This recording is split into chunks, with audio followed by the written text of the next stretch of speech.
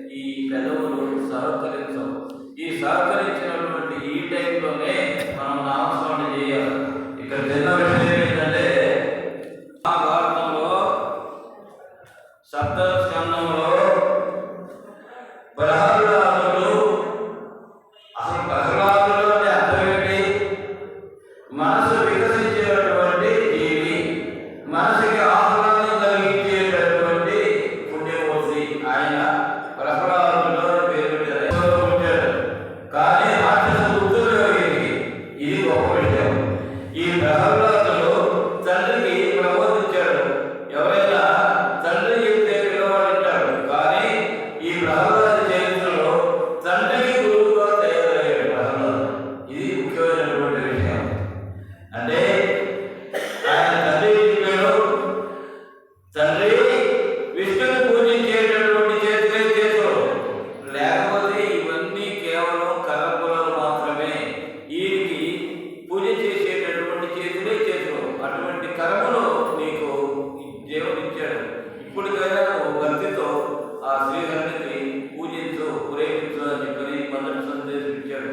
అంటే ఈ ఈ కర్మలో మనం ఏం చేస్తాము అని చెప్పంటే ధ్వని చేస్తాము, భజన చేస్తాము, దీనికి గానం చేస్తాము, చప్పట్లు కొడతాము. ఈ చేతులు దేనికి ఉపయోగిస్తారా? శ్రీహరి భజనకు మాత్రమే ఉపయోగిస్తారా? అప్పుడే నిజమైనటువంటి భక్తుడివి అని చెప్పని ప్రహ్లాదుడు తండ్రికి చెప్పినటువంటి విషయం.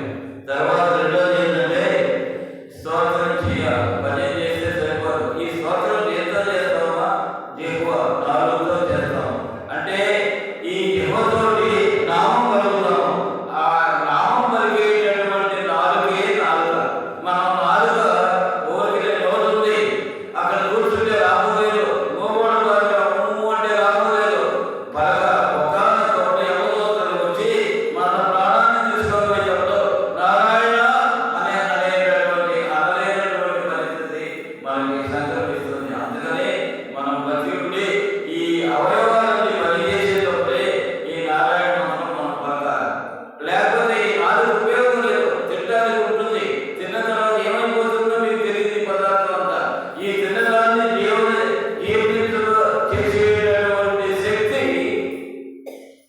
దేవుడు సృష్టించాడు. మనం సృష్టించాలి. ఇంత తింటాం అన్నం అది ఇది తినే మెక్కారు లోపలికి తోసేస్తా ఉంటాం. ఎట్లా చేయడం అవుతుందండి? ఇది హ్యూమన్ మెకానిజం. ఇది అత్యద్భుతమైనటువంటి ప్రపంచంలో ఏ సైంటిస్ట్ గుర్తించలేనటువంటి హ్యూమన్ మెకానిజం. ఇటువంటి యంత్రం లోపల ఉంది. అది ఏదో శక్తితో స్టార్ట్ అవుతుంది. అక్కడ జీవుడు, అక్కడ పరమాత్మ ఉన్నాడు. అక్కడ అయ్యా ఆకలేస్తుంది, నాయన కడుపు పండిపోతుందని అంటావు. ఆకలితోడు ఆ దేవ శక్తి ఆకలి అట్లా ప్రకోపజేస్తుంది అన్నమాట. అక్కడ ఎట్లా అది అక్కడే జీవాత్మ ఉన్నాడు. అక్కడ ఇది ఒక విషయం. తర్వాత ఇంకా హరిని స్తోత్రం చేస్తాము. హరిని చూచేటటువంటి కన్నులే కన్నులు. అవన్నీ మామూలుగా గుడ్డివాడు కూడా కన్నులు ఉన్నాయి. అంతరాత్మ ప్రబోధం ఉంది. గుడ్డివాడు కూడా తన కంటితో చూడగలడు. మనమే కళ్ళు ఉన్నాయి, మనమే చూస్తున్నాము కాబట్టి ఇవి హరిని చూచేటటువంటి కన్నులే కన్నులు. మిగతా ఏమిటంటే కేవలం రంధ్రాలు మాత్రమే. ఈ కన్నులు మనకు దేవుడు ఇచ్చాడు కాబట్టి మనం మన కంటితో ఏమి చూడాలా? పరమాత్ముడిని చూడాలి. పరమాత్ముడి యొక్క దర్శనం చేయాలి. అవే నిజమైనటువంటి కన్నులు. తర్వాత ఇంకా శిరం హెడ్. ఈ శిరం వచ్చేసి ఈ శిరము ఎప్పుడు కూడా నారాయణుడికే తలకాయ ఉంచాలి. మనం ఈ శిరంతో చేయాలి. నారాయణుడికి మనం శిరస్సు ఉంచాలి. నారాయణ యొక్క బ్లెస్సింగ్స్ తీసుకోవాలి. నారాయణ యొక్క సేవ చేయాలి. ఈ శిరం మనకి ఎందుకు ఇచ్చాడు? నారాయణుడికి ఈ తలకాయ వంచడమే. ఈ తలకాయ దగ్గర ఏముంది? మస్తకము. ఇక్కడ ఉన్నటువంటి చంద్రాన్ని పరబ్రహ్మ స్వరూపానికి తలకాయ వంచుతాం. అప్పుడు మనం స్వామి యొక్క బ్లెస్సింగ్స్ మనం పొందుతాం. తర్వాత ఇంకా ఈ చెవుడు ఉన్నాయి మనకి. ఈ చెవుడు ఉండేప్పుడు ఇవి హరినామ స్మరణ విన్నటువంటి చెవుడే చెవుడు. లేకపోతే రంధ్రాలే ఉపయోగం. ఈ హరినామ స్మరణ విన్నదాన్ని ఆచరించాలి. అందుకోసమే భగవానుడు మనకి చెవుడు ఇచ్చాడు. తర్వాత చిత్తము మనస్సు అనేది ఉంటుంది, చిత్తం అనేది ఉంటుంది. ఈ చిత్తము యొక్క అధికారంతో చిత్తానికి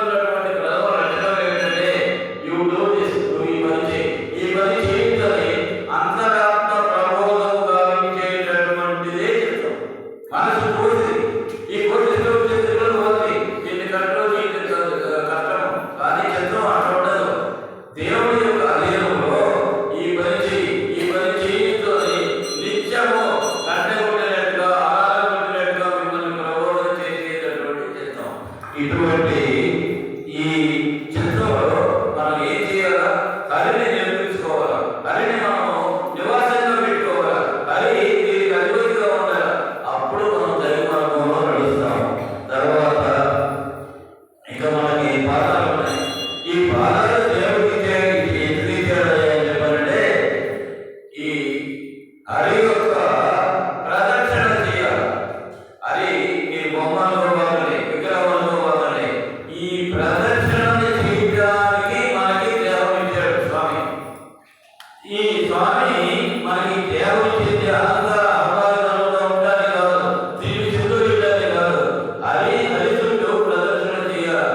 ప్రదర్శన చేస్తున్నామంటే అక్కడ ఉన్నటువంటి ఉత్తేజమైనటువంటి బ్రహ్మశక్తిని మీరు పొందుతారు. గుడి ప్రదర్శన చేస్తాం ఎందుకని అంటే ఆ శక్తి మనకి భ్రమించే శక్తి కాకుండా మానసికమైనటువంటి ఎదుగుదలతో ఉన్నటువంటి శక్తి. ఈ శక్తిని మనకి పాదాలు వస్తాయి.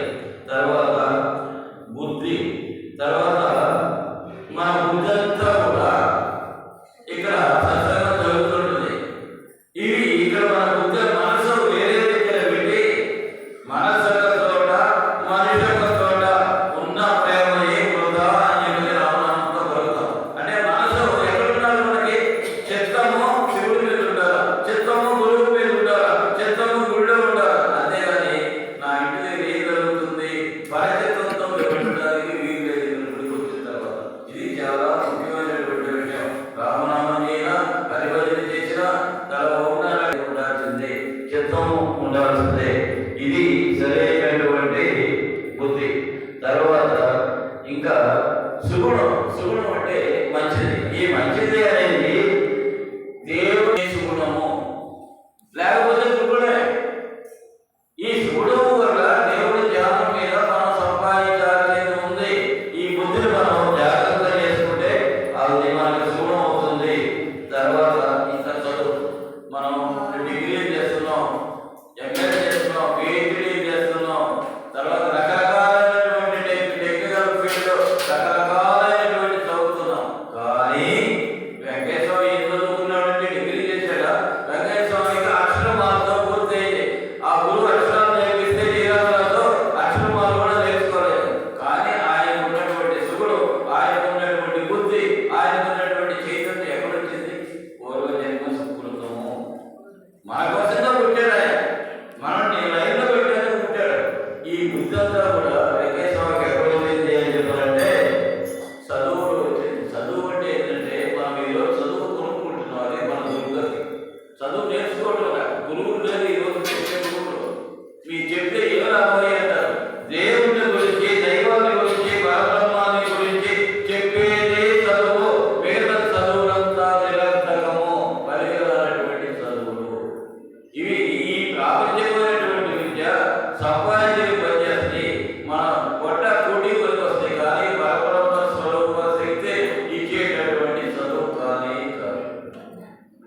అదే చదువు. తర్వాత ఇంకా గురువుల సంగతి. గురువు అంటే ఎవరమ్మా? గుణాలు లేనటువంటి వాడు. ఈ గుణాలు అంటే ఏమిటి అని అంటే ప్రాపంచికమైనటువంటి వ్యవస్థని దాటి మనకి సుగుణం, మంచి గుణాలు నేర్పించేటటువంటి వాడే గురువు. ఈ గురువు ఈ మహానుభావుని దైవత్వము, మానవత్వము,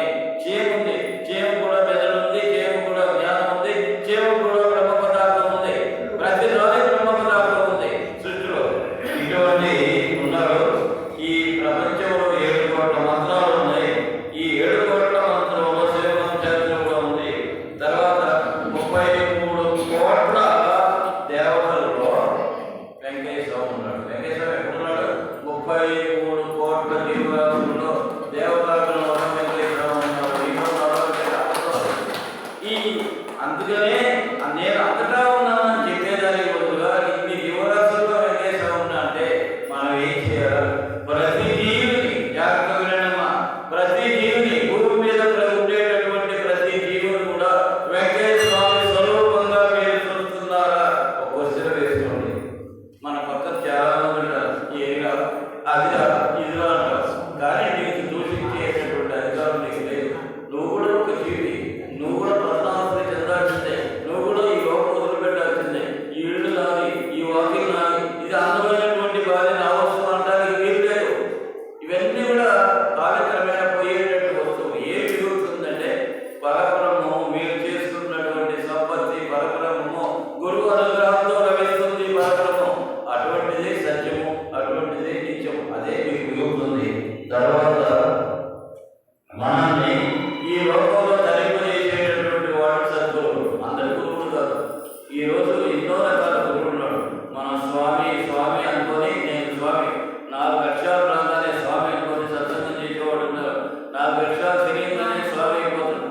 మనం సేవకులు. ఫస్ట్ థింగ్ ఏంటంటే యు ఆర్ సర్వెంట్. నువ్వు సేవకుడివి, నువ్వు స్వామి పెట్టవుతావు నువ్వు. అందుకనే నేను ఒకటి అనుకున్నాను, ఇది మనం ప్రపంచంలో ఎవరైనా అయ్యా స్వామి అంటే అంతకంటే మహాపాపం కోరలేదు. మనం సేవకులు, వీఆర్ ఓన్లీ సర్వెంట్స్. ఈ సేవలో మానవత్వం పొంది ఏ మాస్టర్ సభ్యులు నువ్వు ఈ సేవా భాగ్యం నీకు జరిగేదానికి ఎంతో సంతోషపడాలి. తర్వాత ఈ నాస్తిక సభలు జరుగుతున్నాయి. ఆస్తిక సభలు అంటే దేవుడు లేడని చెప్పేటువంటి కథలు ఇవన్నీ కూడా. ఈ నాస్తిక మహాశయుడు ఏమంటారని చెప్పారంటే, ఏమయ్యా మీ నాస్తిక మహాసభ ఎట్లా జరిగిందంటే అంత దేవుడి దగ్గర జరిగిందయ్యా అంటారు. అంటే ఏంటి? వీళ్ళు ప్రత్యేకంగా కూడా దేవుడికి జ్ఞాపకం చేసి ఆ దైవశక్తి నన్ను నడిపించిందని నాస్తిక మహాదేవులు కూడా అంటుంటారు. ఇటువంటి పరిస్థితుల్లో మనం ఉన్నాము, ఇటువంటి పరిస్థితుల్లో మనం బతుకుతున్నాము. అందువల్ల నేను నా అభిప్రాయంలో ఏమిటంటే ఈ సర్వజీవుల్ని మనం ప్రేమించాలా. సర్వజీవ సంరక్షణ బద్ధకంకడేనమ అంటే సర్వజీవుల్ని రక్షించడానికి బద్ధకంకుడై కడియం కట్టుకున్నటువంటి వాడు